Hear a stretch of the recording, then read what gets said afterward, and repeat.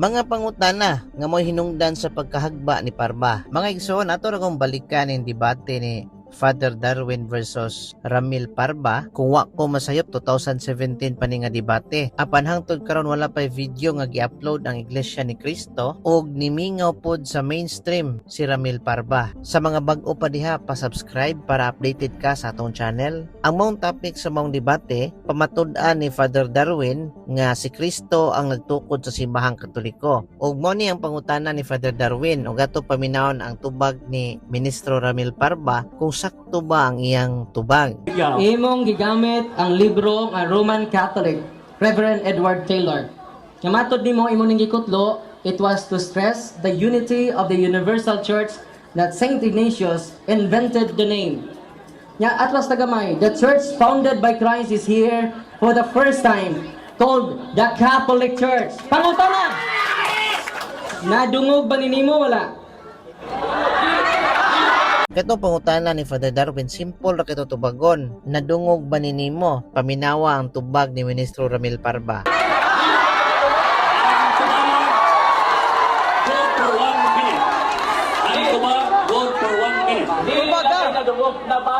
Nabasa pa daw, ato'y padayon.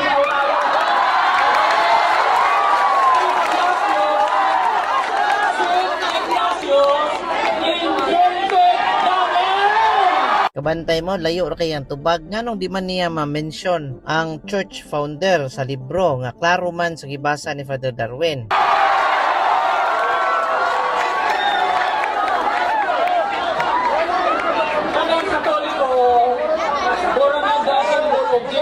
Tanawa ra yan tubag, niabot siya ka simbolo og jeep. Wa man mangutana ang pare ana. Nganon di man niya ma-mention ang church founder nga naaman didto sa libro nga iyang gigamit siyang presentation. Klaro nga dunay gitaptapan ang ministro nga si Ramil Parba. Mao nga sa maong pangutana pa lang nahagba na ang maong ministro. Wala pay labot ang daghan kay mga pangutana nga mao'y rason nga nakapakonberte sa daghan kay mga INC members nga nahimong Katoliko. Padayon ta sa sunod pangutana. Imo mang giangkon nga imo ning nabasa.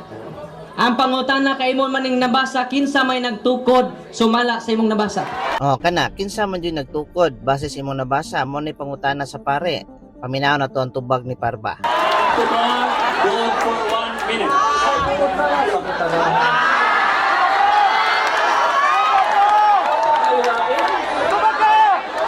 Don't shout, please. Naadyo'y gitaguan si Parba. Klaro ato sa gibasa ni Father Darwin nga gigamit niya sa presentation nga kung iatras, isulti dito nga si Kristo ang nagtukod sa simbahang Katoliko. Di niya ma-mention si Kristo. Apan ang iyang tubag si Ignacio ang nagtukod sa simbahang Katoliko. Apan sa sunod nga pangutana, mas nagapos pa si Parba sa iyang mga tubag. Paminawon na to ang sunod nga pangutana. Katolika ang pangutana sumala nining inyong libro nga naguluhan o basahon ang katotohanan dapat malaman ukol sa mga aral ng Iglesia Katolika Apostolika Romana. Ang pangutana sumala nining libro kinsay nagtukod sa Iglesia Katolika o kanusa? Diri ni samot na nga way klaro ang tubag ni Parba. Di siya makatubag og klaro gamit ang ilang libro ug nagsugod na siya karatol.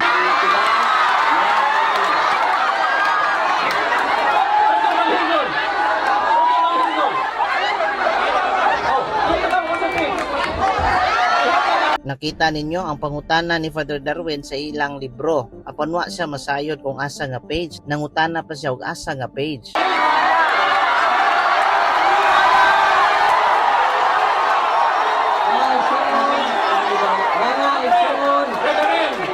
Di na makatubag og direkta si Parba kay nasayod siya nga posible nga ang iyang tubag dili sibo sa ilang libro. Ang himawan ako ani, ang gasulat ani, Defensor Katoliko, Tagalog.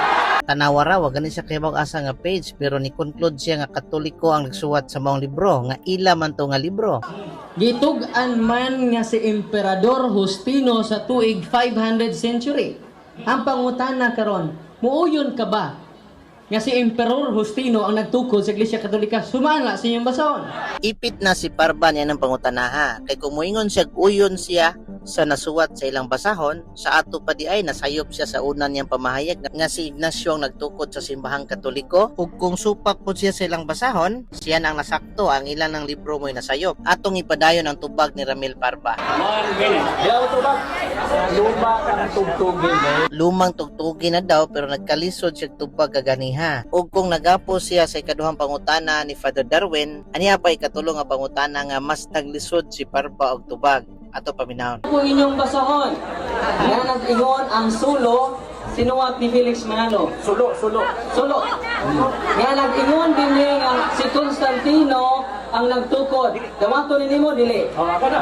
Kana nga pangutana mas nisamot kagapos si Parba tungod kay sa una niyang pamahayag si Ignacio ang nagtukod sa simbahang Katoliko ug gibuking siya sa libro nila nga si Justiniano ang nagtukod sa simbahang Katoliko ug sa ikatulo na sab nga pangutana ni Father Darwin nagbase siya sa suwat ni Felix Manalo nga mitug-an si Felix Manalo nga ang nagtukod sa simbahang Katoliko si Constantino. Puro ba din na tinuod ug kinsa man gyud ay ang nagtukod sa simbahang Katoliko base sa ilang pagpangatake ug wa na makatubag si Ramil Parba tungod kay nahutdan na sa oras. So klaro mga igsuon nga sa ilahang pagnigar nga dili si Kristo ang nagtukod sa simbahang Katoliko, managlahi ang ilang gipresenta nga magtutukod sa simbahang Katoliko ug ang ilang mga libro wa magkauyod kung kinsa ba gyud ang church founder sa simbahang Katoliko. Ug sa maong debate hayag nga tikio si Ramil Parba.